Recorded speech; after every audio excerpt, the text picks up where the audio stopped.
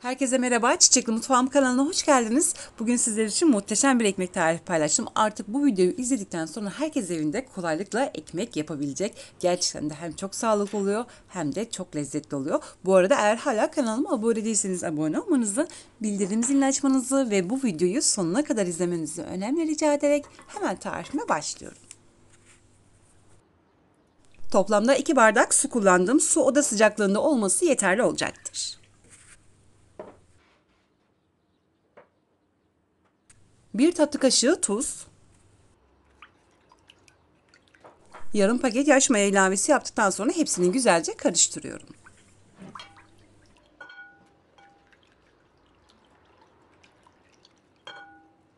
Toplamda 5 bardak un kullandım.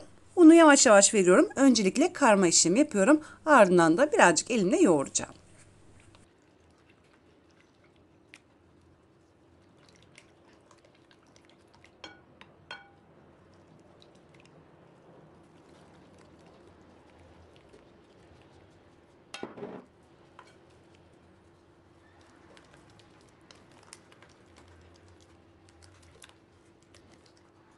Ben bu ekmeği vurma tekniğiyle yapacağım. Böylelikle ekmek daha da lezzetli olacak. Birazcık da kabuklu olacak.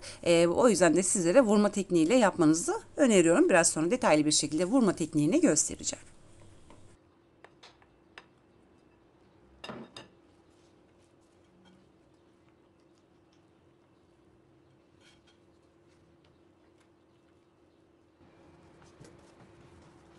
Toplam 5 bardak unu ilave ettikten sonra görmüş olduğunuz gibi ellerini birazcık yoğurdum ve ele yapışan yumuşak bir hamur oldu.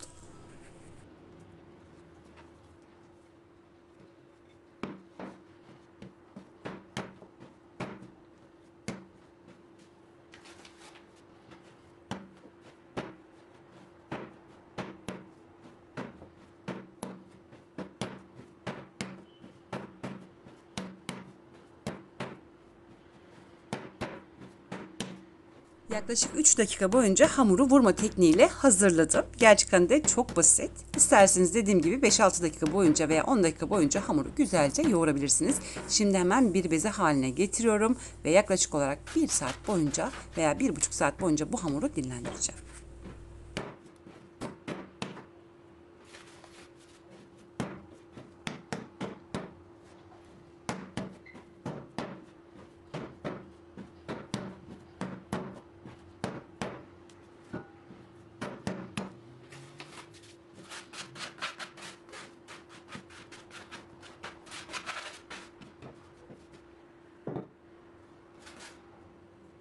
Hemen üzerine bir poşet geçiriyorum. Bu önemlidir çünkü poşet hamurun nemlenmesini artıracaktır. Hatta 2 tane poşet geçiriyorum.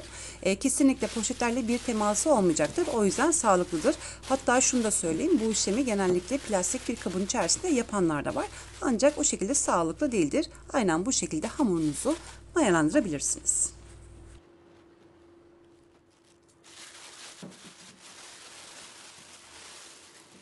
Ve aradan toplamda 1 saat geçti. Görmüş olduğunuz gibi hamur yeterince mayalandı. Şimdi ortalama 5 saniye 6 saniye boyunca hamuru güzelce yoğuracağım ki içindeki maya kokusu dağılsın diye.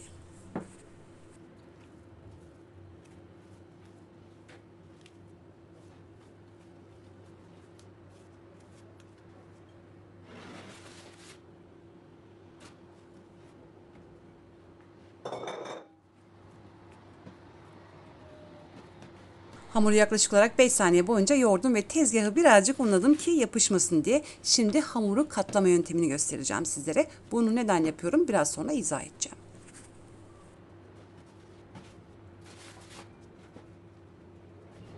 Yine bir miktar undan yardım alacağım. Ne kadar çok az un kullanırsanız o kadar iyi olacaktır. Parmaklarımla hafifçe bası yaparak görmüş olduğunuz gibi hamuru uzatıyorum. Sadece 3 saniyenin içerisinde hamuru açtım ve ucunu katladım. Bastırıyorum bu şekilde iyice açılmasın diye.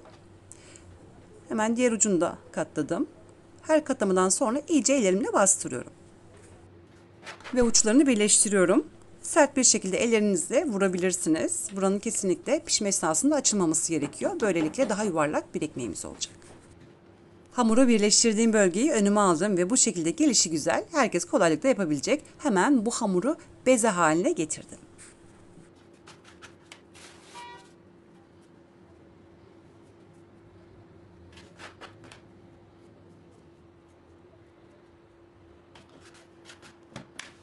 Bu işlemi sadece 1 dakikanın içerisinde yaptım. Artık hamuru katladım. Gerçekten de çok basit. Herkes kolaylıkla yapabilecek. Şimdi güzelce ellerinde yuvarlama işlemi yapıyorum. Bu katlama işleminde niçin yaptığımı hemen açıklamak istiyorum. Böylelikle ekmek pişerken kesinlikle yayılmayacaktır. Çok güzel bir renk alacaktır. O yüzden lütfen bu işlemi atlamayın.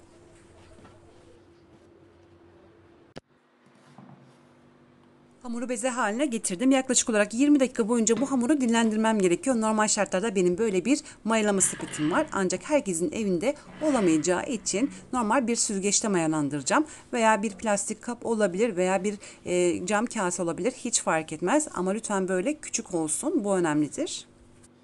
Eğer geniş bir kap kullanırsanız hamur çok fazla yayılır. Böylelikle ekmek lezzetli olmaz. O yüzden böyle dar bir kap kullanmanız önemlidir. Mayalandırma sepetine böyle bir bez serdim. Ham kumaş serdim.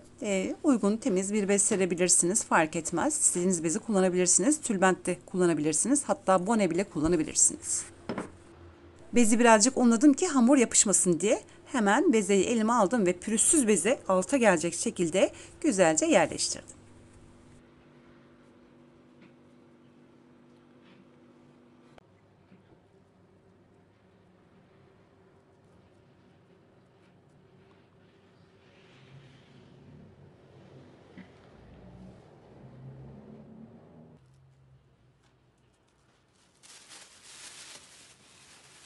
Üzerini birazcık unladım ve bir poşet geçirdim. Hatta bir poşet daha geçireceğim.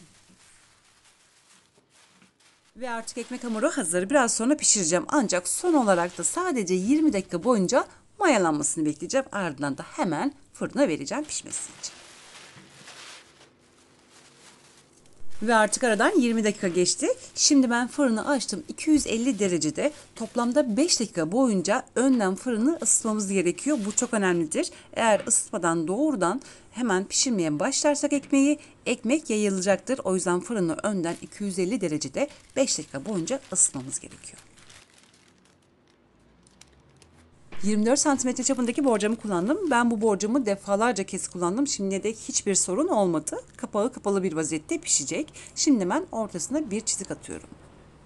Benim böyle bir aletim var veya bir bıçakla da bu işlemi yapabilirsiniz. Jiletle de yapabilirsiniz ama çok fazla kesik derinden olmasın, bu önemlidir.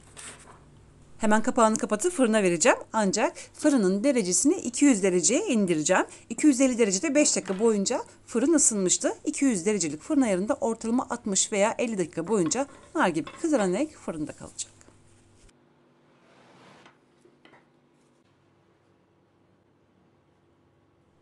Ve aradan ortalama 50 dakika geçti. Ekmeği fırından çıkarttım. Görmüş olduğunuz gibi nar gibi kızardı. Gerçekten de çok güzel oldu ve güzel kabardı. Şimdi hemen bu borcamdan ekmeği çıkartıyorum.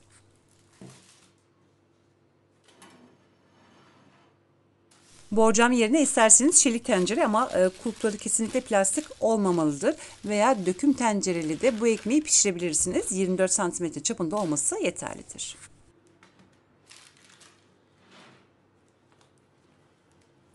Hemen bir püf noktasını daha paylaşmak istiyorum.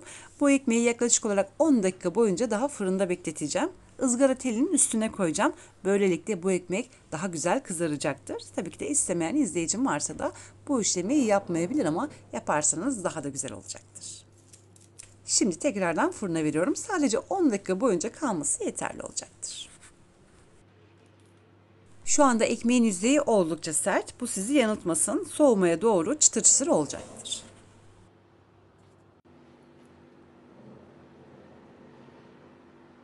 Ve 10-15 dakikanın sonunda fırından çıkarttım. 200 derecede sadece 10 dakika kaldı. Görmüş olduğunuz gibi daha da güzel kızardı. Birazcık soğusun, ardından da hemen dilimleri ayıracağım. Yani fırından çıkarttığınız zaman hemen lütfen kesmeyelim. Birazcık soğumasını bekleyelim.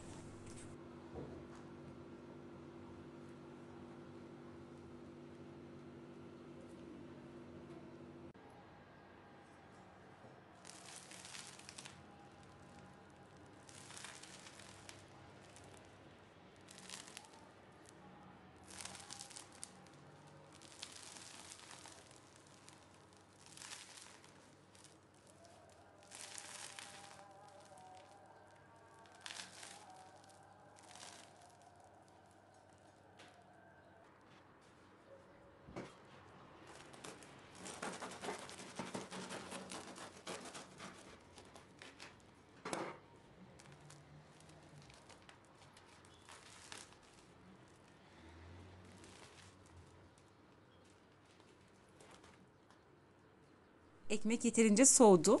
Hemen kestim. Görmüş olduğunuz gibi içi muhteşem oldu ve kabuklu bir ekmek oldu. Gerçekten de rengi çok güzel, lezzeti çok güzel, katkısız ve doğal bir ekmek.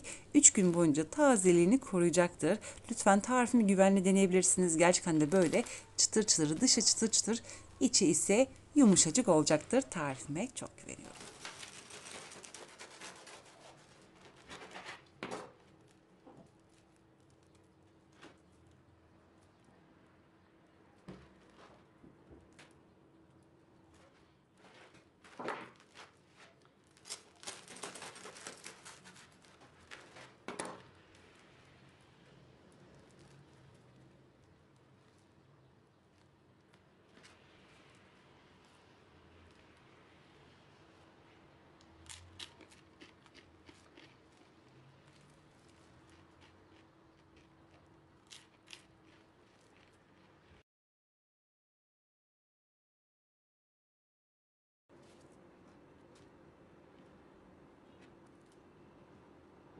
Bir bezle sarıp hemen bir poşet geçiriyorum ve 3 gün boyunca tazeliğini koruyor. Dilendikçe de lezzetini arttırıyor. Gerçekten de bütün detaylarını sizlere aktardım ve muhteşem bir ekmek oldu. Tarifime ve lezzetine çok güveniyorum.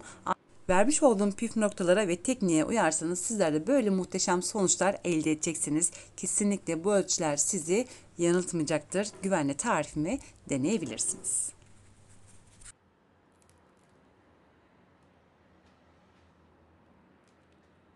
Ve böylelikle bir videomun daha sonuna geldik. Umarım bu ekmek tarifimi beğenmişsinizdir. Sizlerden gelecek olan mesajları sabırsızlıkla bekleyerek şimdilik vedalaşıyorum. Yarın yeni videomda tekrar görüşmek dileğiyle. Hoşçakalın.